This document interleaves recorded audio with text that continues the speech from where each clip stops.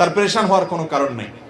ঠিক এই একই প্রশ্ন নবী করিম সাল্লাল্লাহু আলাইহি সাল্লামকে করা হয়েছিল। একজন সাহাবী বলেছেন, ইয়া রাসূলুল্লাহ, আল্লাহ সম্পর্কে আমার মধ্যে বাজে চিন্তা আসে, যখন আল্লাহ সম্পর্কে বাজে চিন্তা আসে আমি পেরেশান হয়ে যাই, অস্থির হয়ে যায় যে কেন আমার মনে এটা আসছে।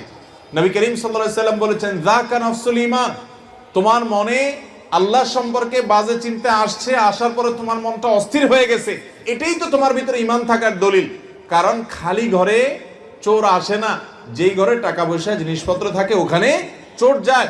তোমার মনের ভিতরে শয়তান এসে তোমার ভিতরে যেহেতু ঈমান আছে, এই জন্য বাজে চিন্তা ঢুকাচ্ছে, তোমার ঈমান নষ্ট করার চেষ্টা করছে। তুমি সেটা টের পেয়ে গেছো, অস্থির হচ্ছ, পেরেশান হচ্ছ, এর মানে হলো তোমার ভিতরে ঈমান আছে। এটা ঈমান থাকার প্রমাণ। তোমার টেনশনের কারণ নাই, বরং আল্লাহ শুকর আদায় করবা, আর এটাকে একেবারেই আমলে নিবা না। এরকম ইচ্ছার বাইরে মনে বাজে চিন্তা শয়তান ঢুকিয়ে দিচ্ছে, এর